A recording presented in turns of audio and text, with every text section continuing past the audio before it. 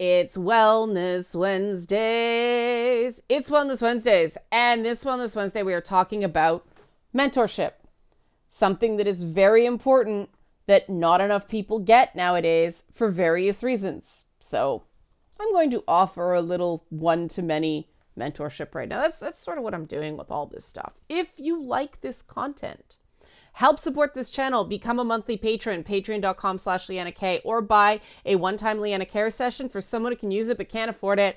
Coffee.com/LeannaK. I do not game the YouTube algorithm. I do not do stuff on... I don't even do, like, movies and TV reviews anymore because I can't find a format that fits. I can't...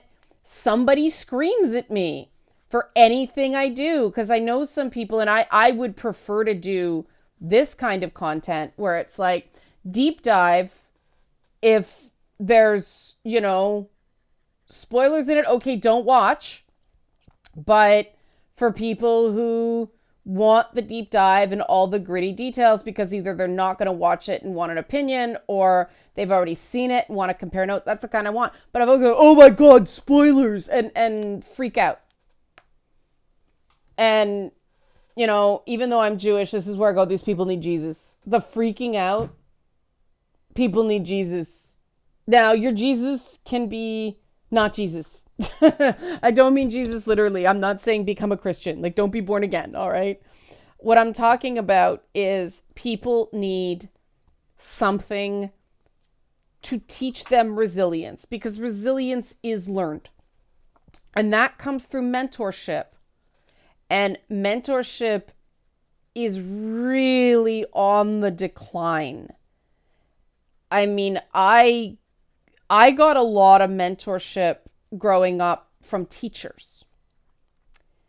And that doesn't happen anymore, in part because of class sizes, in part because of a lot of political activism actively getting in the way of those sorts of trusting relationships between students and teachers.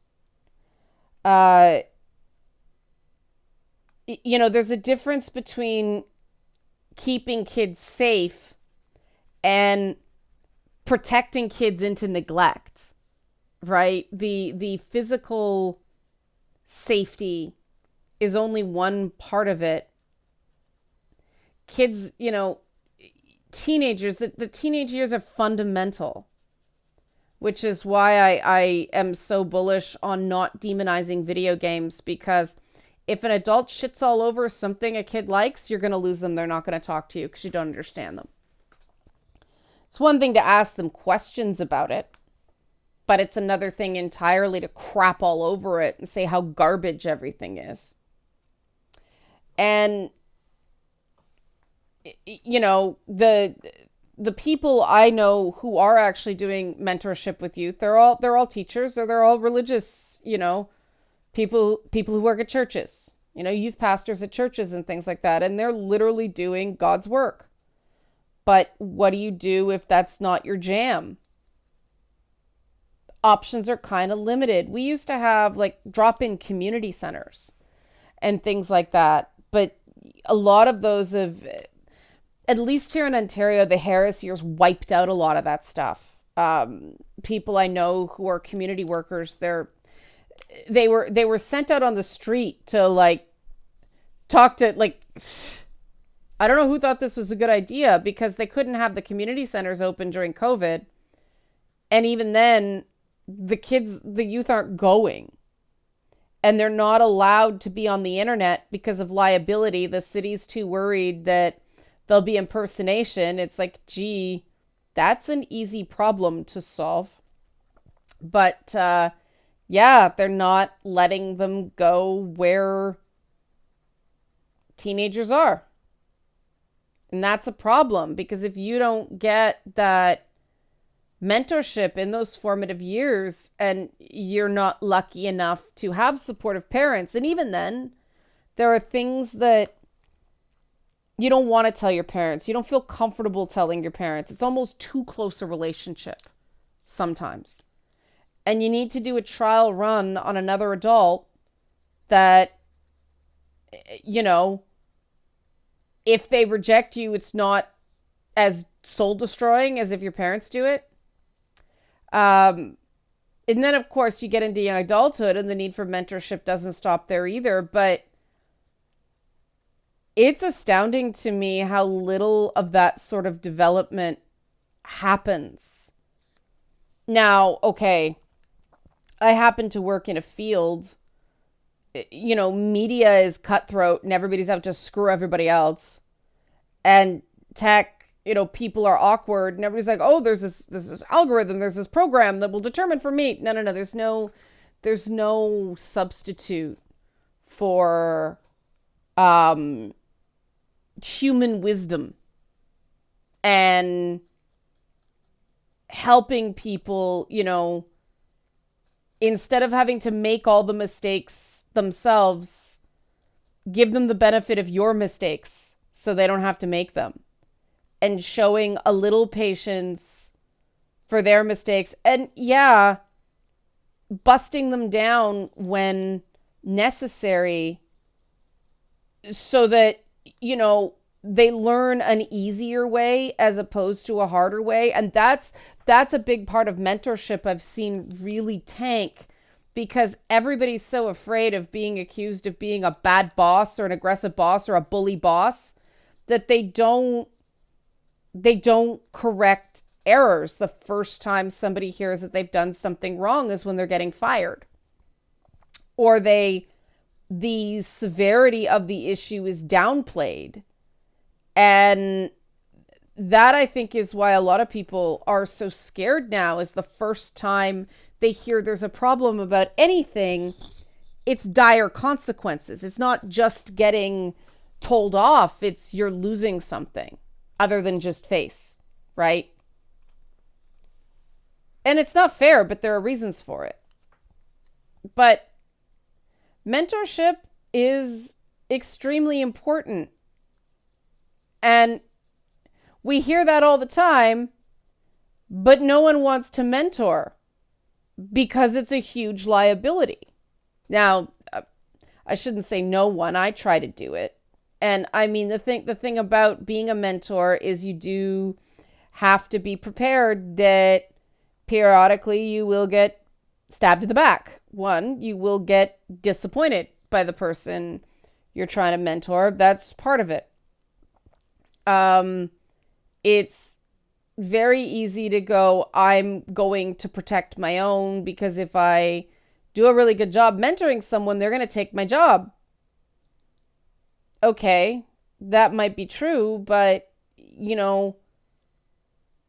that's a toxic workplace if that's even allowed to happen, right? I mean, people shouldn't be, if somebody is willing to mentor, that's worth something. And that the problem is that a lot of the systems that choose, performance and all that stuff, they don't factor in the time somebody takes to get other people up to speed. Everybody hates training. Everybody hates training someone. People hate being trained. Nobody likes it because nobody gets credit for it. Except in, certain companies that are smart enough to reward it. But most of the time, it's just this job, this contract, did you do it? Was the client happy? So on and so forth. Did we get sued? All that stuff. The intangibles are not rewarded, and it's this huge systemic failure. And, the only way to kind of dig our way out of this is for some people to be willing to take risks and take losses, to give that, next generation some opportunities and some personal and professional development. And that can't happen if everyone's in competition with each other. I think a better way to work is to let people who, hustled when they were younger ease off a bit and get more into supervisory and training roles, so that, and they're judged by, they do well if the people they're supervising do well. You know, it's not necessarily about earnings targets per se. It's also, are people learning? Are people developing? Are the people under them improving? Right? Is that new person excelling? Are they learning new skills? But that can't be done by, you know, a Myers-Briggs profile or a 9-box or anything like that, an Enneagram, anything like that. And so it doesn't get measured, because that involves people sitting down and having conversations with each other and having tough conversations with each other and creating that culture of accountability and honor and integrity. And that's why I keep going back to that. That doesn't work unless the people in power enforce that and reward it. And, you know, too many companies are run by narcissists and sociopaths. And that's a problem, because they don't understand these concepts. And, you know, that's why I take some hits. That's why I do have difficult conversations with people, even though I've been going through a few lately. It has been just very difficult and very painful. And some people are getting it, some people aren't. It's exhausting because it requires a lot of patience when someone is freaking out on you. It drains you. You know, people are empathic when somebody in front of you is clearly destabilized. It has a destabilizing effect. But this is something we have to do for each other, because there are no shortcuts.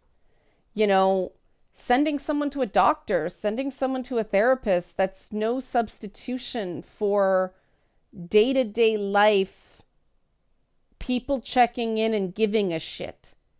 You know, the fundamental thing about therapy is that detachment the therapist has to have.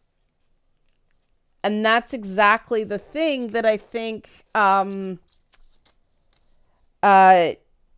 means it doesn't work for a lot of people, because the very thing that they need, the missing piece, is a connection, is somebody who gives a shit, someone who isn't arm's length. But there's risk, there's liability in that. And we live in a world that is extremely risk averse, because it's all about who's the smartest, not who's the most noble. Right? It's all about, outsmart the other person, screw them over, ha ha ha, Game of Thrones. And then Ned Stark gets his head chopped off because he was honorable. And, some people might say, well, he got off easy because everything was just the shit from there on in. But,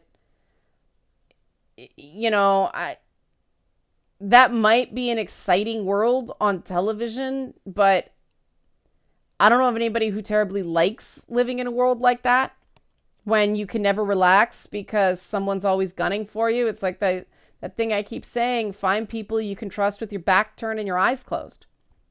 Now, in order to find those people, you have to be a person that someone can trust with their back turned and their eyes closed. And, you get somebody who manipulates those circumstances, like, keep my secret, then they don't keep yours. And then they Darvo it, right? They turn it around and you told. It's like, you clearly were talking to other people. It became a situation where damage control was required. You can't have one set of rules for you and one set of rules for everyone else. Except that's the world we live in, right? We live in you first culture. We live in a world where everybody wants to be heard and nobody wants to listen, because people haven't been given the examples coming up of someone who was willing to listen. It's just, it's company policy. Everybody hides behind company policy. It's school policy. It's the code of conduct. It's this, it's that. Nobody's going, all right, convince me that we should make an exception here. And, if I think it's in the best interests, I'll grant it. I do think that we need to encourage people to improve instead of encouraging people to never admit they're wrong. And right now, culture does encourage people to not admit they're wrong. And that is not great for reasons that are obvious and also not obvious.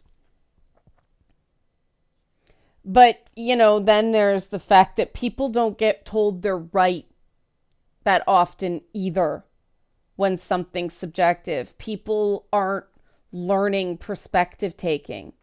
And it's that perspective taking that mentorship organically teaches.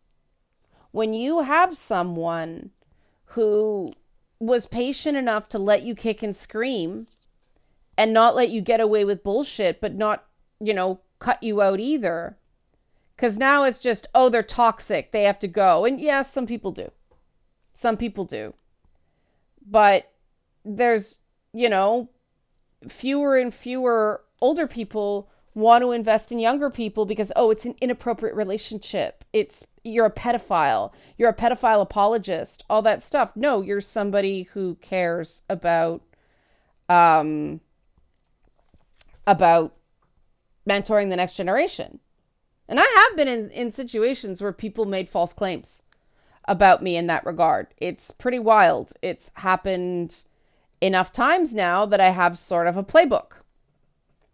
And I keep records. I am smart about that stuff, but it's kind of scary when stuff like that happens. And unfortunately, when people do spend a lot of time in the system, they learn which buttons to push as a form of survival. And again, I think it's the fault of the system, not the damaged individual. Like, people have a responsibility to work on themselves. But, there aren't enough trauma-informed programs now. People don't spot trauma early enough.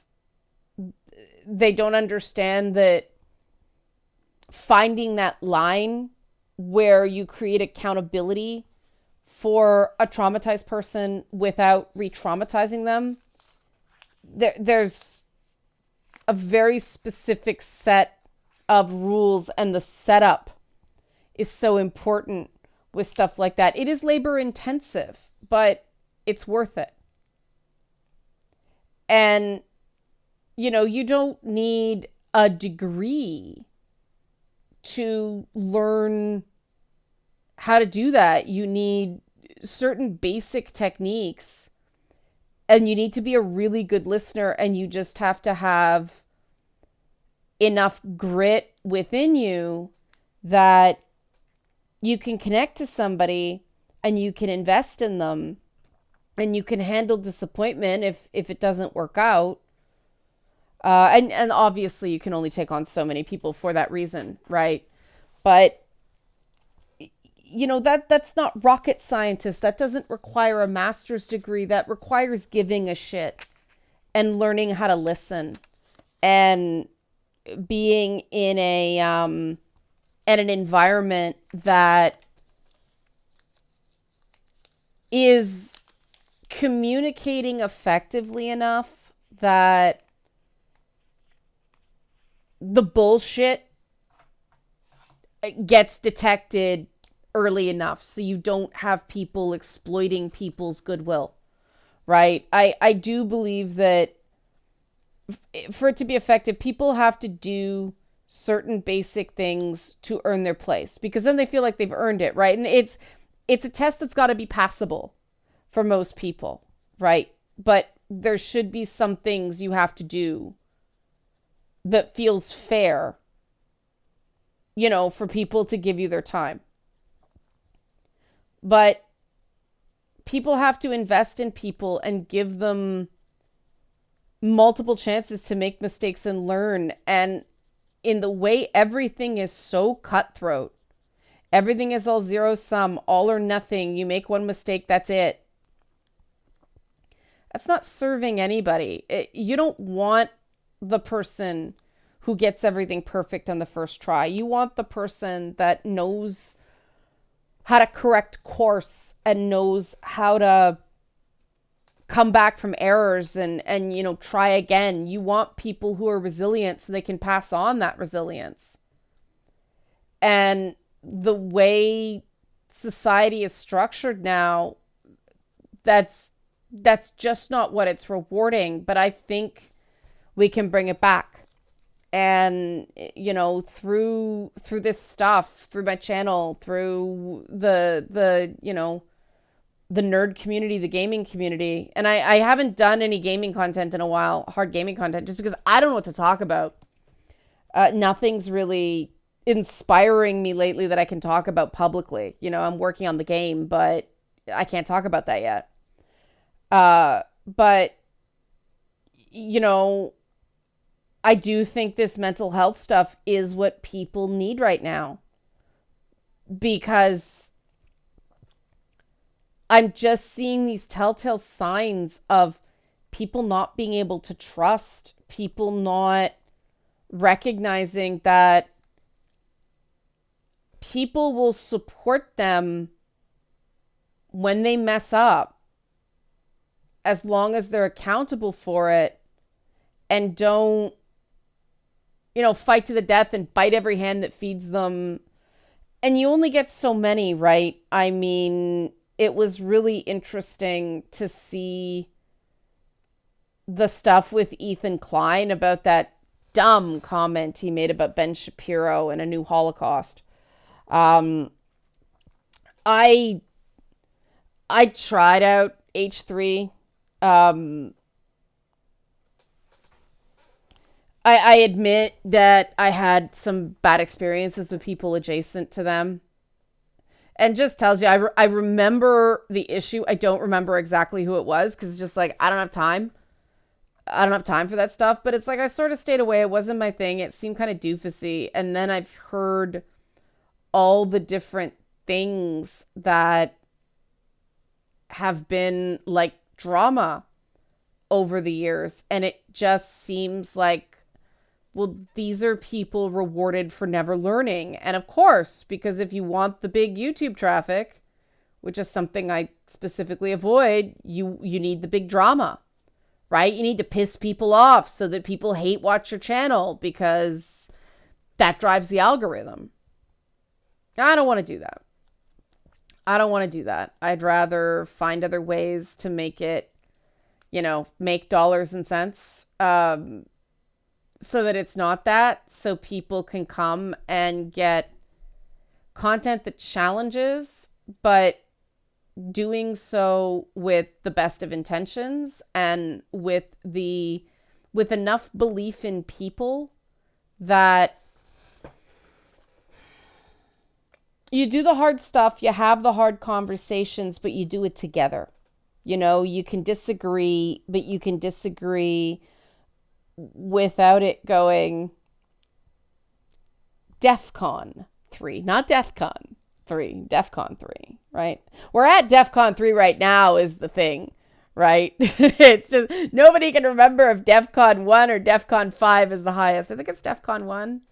I'm sure the comment section will tell me if I'm wrong there. But yeah, like, everything doesn't have to be World War whatever, right? Everything doesn't have to be. You can have disagreements and get past them as long as you fight fair.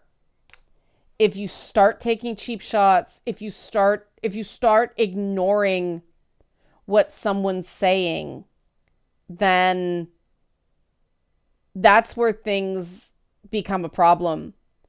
And again, it's really hard to trust that just stop, you can't explain your way out of this one. Just stop and listen.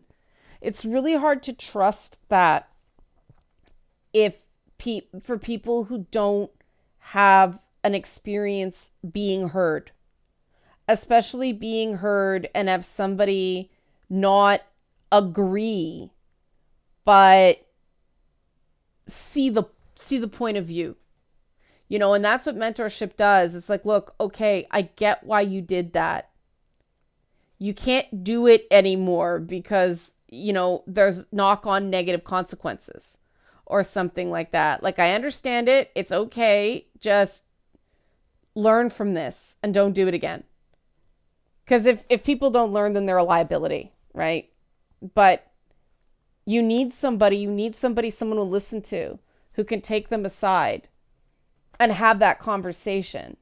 And instead, people are on message boards that are inherent echo chambers, and everyone is just performing to the groupthink, performing to what they know is going to get upvotes or downvotes, and people don't offer novel ideas. They don't offer challenging. It's like, hey, this is sitting wrong with me. You can't do that on a subreddit because you'll get downvoted. When it's one-on-one or it's a small group of people that have each other's backs, you can. There's no substitute for that. There just isn't.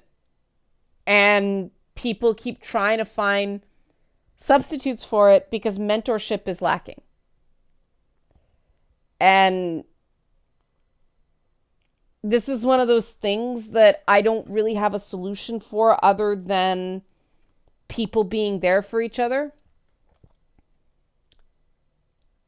But it's that domino effect, right? Of when one mistake and that's it. You can't give people second chances. You have to cover your ass. I struggle with that a lot. I want to give people chances. I want to give space to diversity of opinion. I also have to cover my own ass because, so I don't get canceled. So I don't get, and this, I mean, a lot of my cancellations have had to do with, oh, you talked to the wrong people. This person, said something bad and you didn't condemn it. You talked to gamer gators, you talked to comics gators, this kind of stuff. And it's like, talking to somebody doesn't mean I agree with them. I can think a person is maybe not even a great person, but one, see the humanity in them, and two, try to understand why they think and do what they think and do. Can you tell Luke Skywalker was my favorite original trilogy Star Wars character? Yeah, I always liked the "there is still good in him" thing. And I want to work back to a place where that respect, that's what honor is to me. I categorically disagree with everything you're saying and actually think that some of it is quite hateful, but I still see you as a human being. I can think you did a bad thing without thinking you are a bad person. And I do think that we need to drill down that message through mentorship and through setting an example a lot more. Because I do see a lot of comments where people take a criticism I have of someone's ideas and make it about, oh, I hate them as a person. A lot of people I comment on, in the news, I don't know as a person. I have no opinion of them as a person. They're a public figure who says contentious things, and I want to counteract the idea. That's it. And I mean, I've been excommunicated from so many places just for wrongthink, for being too polarizing. And the thing is, I don't say anything, terribly fringe. The thing people don't like about me is I tend to have facts and logic to back up my statements. And so they can't just, character assassinate me. So they have to disappear me. And I really think that if we start collecting people with that similar sentiment, back up what you say. So even if somebody disagrees, a disagreement is healthy if done properly. If somebody disagrees or somebody has another view on it, you've backed up your position, they've backed up their position. You don't share the experience, but you can see where they're coming from because they backed it up. And I think that if we collect those people, we don't have to worry about the bad world. We don't have to worry about the worst timeline because we'll have a community that supports and helps, promote and fund projects with people we know are good people, and they won't always work. Some things will be complete disasters, but that's part of, Silicon Valley says fail fast, fail often. But then, Elon Musk is like, oh, I'm going to go fire everybody but the top third of Twitter. What happened to fail fast, fail often? It's okay when we do it, right? Right. That's the world. We can do something about that. Not necessarily large scale, but I really do believe that you start things small. Everything I've ever done that has grown started very small because I never have any damn money. I grew up poor. But you start small and people buy in and the influence grows. People see that there is another way. They see that you can do it the right way and be rewarded for it. And as long as, within the boundaries of our community, we stick to that, it doesn't matter what the rest of the world does because we have each other's backs. And that's how mentoring works. That's how community works. So if you want to support this community, help support this channel, become a monthly patron, patreon.com/Leanna K, or buy a one-time Leanna Care session for someone who can use it but can't afford it. We definitely have some of those. Coffee.com/Leanna K. Thanks for watching and be well.